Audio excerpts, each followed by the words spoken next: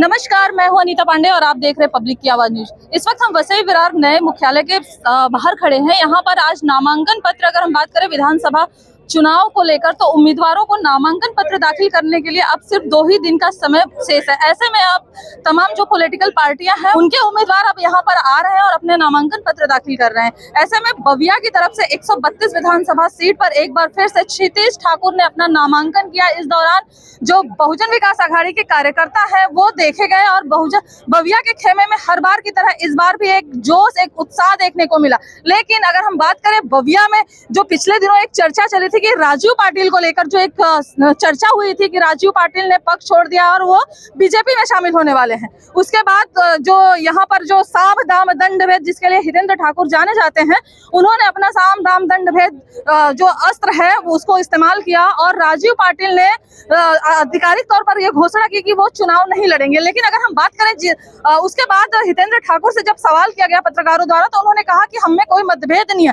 लेकिन आपको बता दें कि वो जो जिस मतभेद को वो नकार रहे थे, वो मतभेद आज यहाँ पर दिखाई दिया, क्योंकि इस नामांकन पत्र भरे जाने के दौरान राजू पाटिल कहीं भी नजर नहीं आए।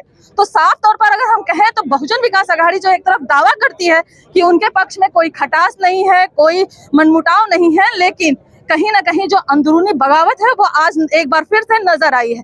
ऐसे में जिस तरीके से बहुजन विकास आघाड़ी अपने जीत का दम भर रही है, पहले तो माना जाता था कि 132 विधानसभा सीट पर सिर्फ लड़ाई बविया और बीजेपी की होती थी, लेकिन यहाँ पर जिस तरीके से अगर हम बात करें तो उत्तर भारतीय जो वोटर है वो काफी महत्वपूर्ण माने जाते हैं और बविया कहीं ना कहीं उन्हीं उत्तर भारतीय वोटरों के दम पे चुन के आती है। लेकिन परिवारवाद का जो ये सिलसिला है, एक बार बविया ने फिर उसको जारी रखा और क्षितिज ठाकुर को चुनावी टिकट दिया गया। अब इसके बाद यहाँ पर 132 विधानसभा सीट से इस बार महाविकास आघाड़ी ने कांग्रेस के चुनाव चिन्ह पर एक अपना उत्तर भारतीय उम्मीदवार खड़ा किया है। इसके अलावा यहाँ पर बीजेपी तो है ही, साथ में अगर हम बात करें उत्तर भारतीय एक चेहरे की, तो वो भी चेहरा मौजूद है। इसके अलावा मन से जो महाराष्ट्र नवनिर्माण सेना है उसने भी अपना उम्मीदवार खड़ा किया है और उनके उम्मीदवार ने भी अपना नामांकन पत्र दाखिल किया। इसके अलावा अगर हम बात करें तो आने वाले जो कल का आखिरी दिन है नामांकन पत्र दाखिल करने का,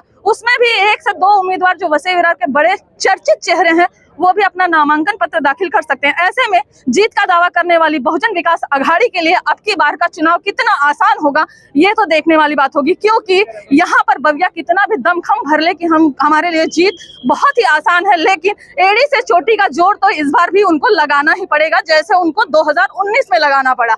हालांकि स्थानिक और बाहरी के मुद्दे पे बविया ये चुनाव जीती थी, लेकिन इस बार जो चेहरे होंगे वो स्थानिक ही होंगे और कड़ी टक्कर देने की क्षमता रखने वाले वो चेहरे होंगे। ऐसे में देखना ये होगा कि बविया एक बार फिर से 35 साल की जो सत्ता है उनकी, जो 132 विधानसभा की जो सीट है, इस पर जिस तरीके से बहुजन विकास आघाड़ी का अधिकार अभी तक रहा है, उसको एक बार वो फिर अपने जीत में तब्दील करती है, वो सीट अपने कब्जे में रखती है, या फिर जो कोई अन्य जो पक्ष है, जो बीजेपी कह लें या बविया कर लें, इन दोनों गठों में कहीं ना कहीं जो पार्टी के जो कार्यकर्ता है या पदाधिकारी, उनमें आपस में खटास तो है। हो सकता है कि इसका फायदा कोई तीसरा भी लेके जा सकता है, इसमें कोई दो राय नहीं है।